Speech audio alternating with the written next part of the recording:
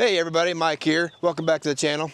So I realized after watching some of my content that I've already put out, I haven't really done too many chicken videos. So I thought tonight I'd do a quick video of how we kind of run our meat birds.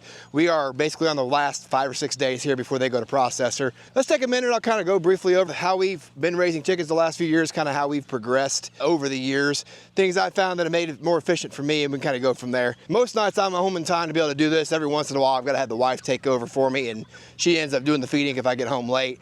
But almost every night Emma's out here helping. Chase depends on the night. Some nights he's all about it, other nights he's not really into it. So we kind of just let him do his thing. But Emma's a really good help. So I'm gonna have her kind of help feed tonight with me here real quick. I'll tell you what, let me go get this camera turned around real fast.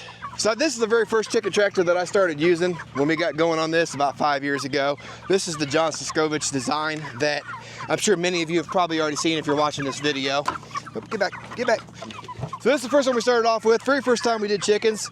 I raised 30 to start with. I raised Freedom Rangers, which actually is probably my favorite bird. They're a lot harder and a lot easier to raise, but you have to raise them for 12 or more weeks to get them to the processing weight. Since then, we've always run Cornish Cross.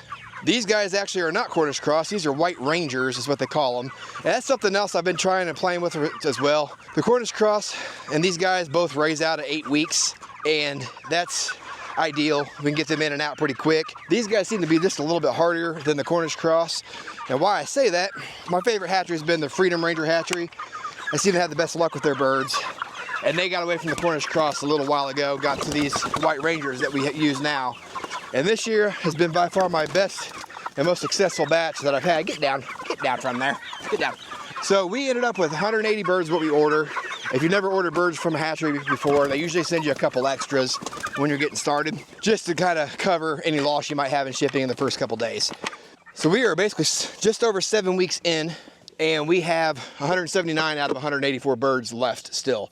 So I think that's the best I've ever had. That's a great percentage to have in terms of mortality. In other years, for comparison, I've actually lost, up to 50 birds out of a batch of 150 to 175. So that's not ideal. It's one of those, sometimes you learn as you go. I do feel like my brooder setup was a little better this year. I do feel like that's probably a little bit of my success and why I've done better this year. And I'll throw a couple pictures up of that because I don't have any video, I don't think. So I'll throw a couple pictures up on the screen now to show you what that looks like. The biggest thing on the brooder is make sure you have more than an adequate space, and make sure that your corners are curved and not corners. When they get too cold, they'll end up piling. And that's what I've found is I've had a lot of loss in corners because it's got too cold overnight and I didn't catch it in time. We come out and feed our birds twice a day. So I do this first thing in the morning before I leave for work, and I'm actually out here before sunlight because we leave so early in the morning. So I just do feeding and check water in the mornings. And then in the evenings is when we actually move our tractors. I've got another chicken tractor as well. This little one we keep is up here in the front of basically in the yard is where we keep it. So I keep this one up here in front, and then I've got a bigger chicken tractor in the back, which we'll go back to in a second. And that one houses 150 birds roughly. I could probably push that just a little bit more, which I plan on doing later in the season. But this one here houses 30 birds.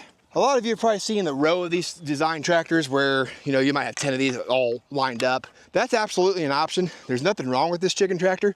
I just wanted something with a little bit more headroom, and I liked the idea of having one big one that I can move at once instead of having to move 10 of these, especially when my wife's out here helping me. She struggles a little bit with getting these moved. Having the tractor is something she much more prefers, and it makes the chores go a lot quicker at night. Because in the end, we're both working full-time off the farm, and anything I can do to make this efficient so that we can get on with the other activities throughout the day, but make sure everybody's comfortable on farm as well, the better off we're gonna be, especially with now our kids are in sports as well. Trying to manage all the activities and be able to get all the chores done at the same time. Time management becomes a huge thing.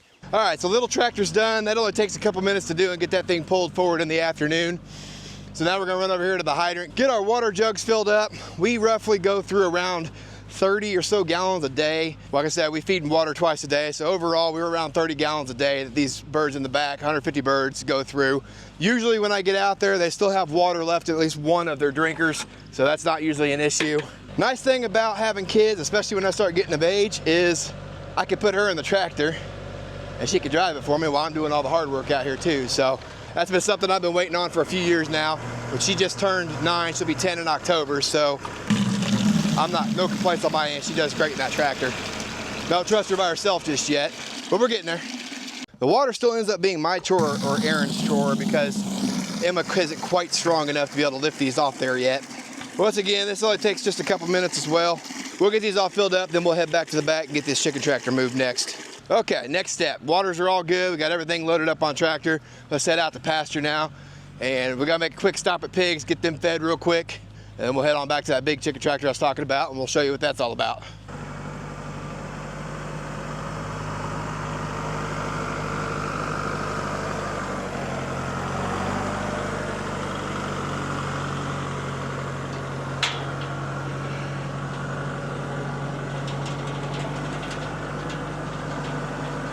So I can't remember if I've mentioned this in any other videos or not, but we are on a 5-acre farm, 5-acre property that we bought, and originally had about 2 3/4 of an acre that was fenced in for, I think they had goats before we were here, maybe some horses.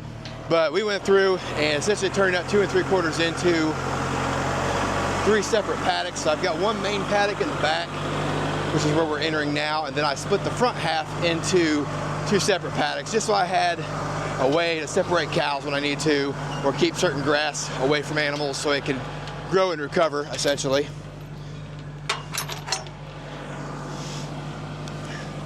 I'll run over here real quick, get these pigs fed. That only takes me just a couple minutes. I'll give them a look and make sure they're good. And I can see them running around already, so they look like they're ready to eat, and they're chasing each other around. It's fun watching these guys. Let me turn you around. You can see them all sitting there right at the fence waiting on me. Said, come feed me. Coming, guys. Hold your horses. Comes to the pigs, feeding is always either my chore or Aaron's chore. Kids can come in here as long as I'm in here with them. I don't let them come in here by themselves, for the most part. Oh, watch out, guys. Watch out. And yes, I know I need a bulk feeder. That is next on my list of things to build, because these feed pans I am over. Not to mention the amount of waste I end up with when I'm feeding. There's one over here, guys. Come get that one. All right. Everybody looks good. Oh, did that scare ya? Some of them are still skittish. What are you guys doing? There you go. Yeah, this one came right to Good pig. That one right there. Yep. Some of them are still a little on the skittish side. Oh, you're fine. You're fine. Where's my big pig at? There's my big pig. What's that big pig? Come here, big pig. What are you doing? You like me. Yeah, you're my friend. Yeah, oh, not today. Okay. All right, so pigs are done. On to the next chore.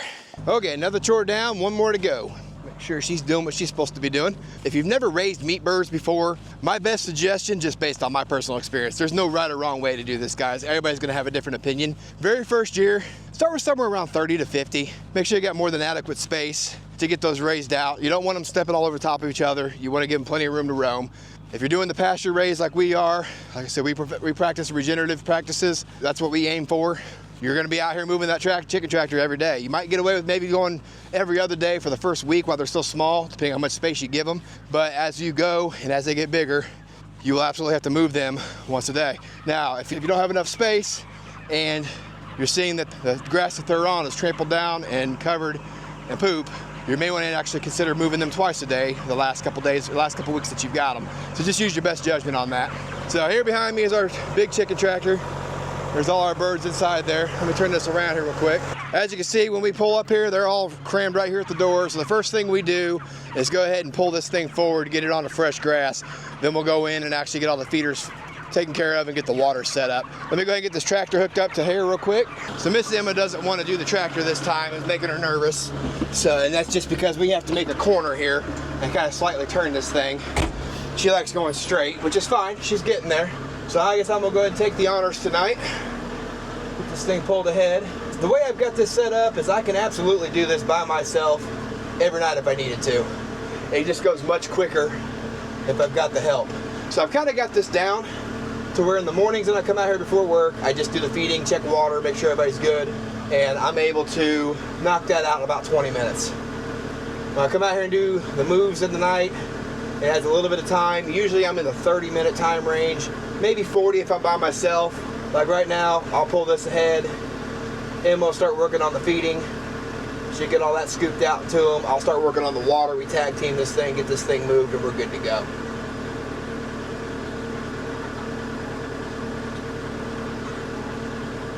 Just a little bit more here to go. I don't know about you guys or where you're at in life and why you're considering maybe getting into farming, or maybe if you are been farming for a while, just looking for suggestions. But the reason I got into this was mainly just so I wanted something for the family to be able to do. We wanted to know where our food came from, and since day one, the kids have always been into this. Now, like I said, they're kids. They still want to do their own thing. They don't always want to do it every night. I don't force that on them. Unless I absolutely need the help one night, I will make them do it. But for the most part, they don't want to be out here like Chase didn't want to be out here tonight. I don't make them do it. I let them be kids and I let them do the thing. Letting them have the responsibility like I have with Emma doing the tractor.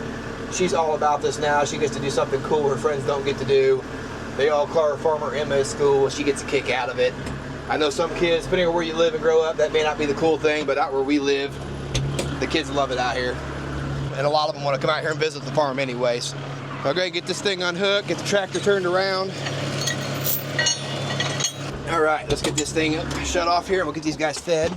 I have to go back and look at dates of when I built this thing, but I think I'm on my 4th year now with this chicken tractor. Come on guys, watch out. Move, move, move. I always end up getting a question on this chicken tractor. This is just something I come up with. It's nobody's design. I found a website that carried greenhouse parts for kind of your DIY style kits. And I basically spent hours upon hours getting this thing figured out on how to build this. So I don't have any design plans. I'm sorry if you're looking for that. I'd be more than happy to answer any questions that you guys might have. I originally designed this to house 175 birds.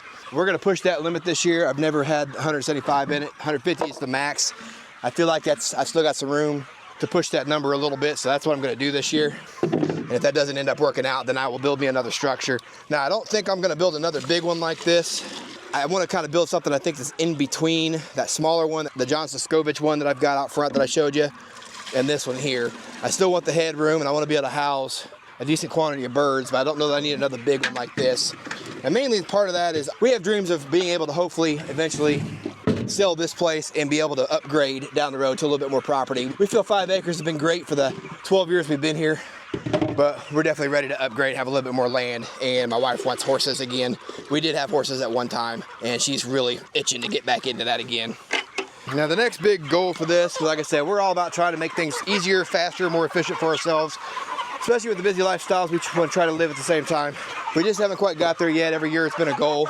My goal is to be able to take all the feeders, bring them into the center just a little bit more, maybe add a few more, and I want to put the bell style waterers on the outside and the shorter sections there and hook that up to where the water is essentially automated. I've got a hydrant about 250 feet from me. I don't really want to run that much hose out here. I might end up doing that just to get the water chores or where there's not such a burden.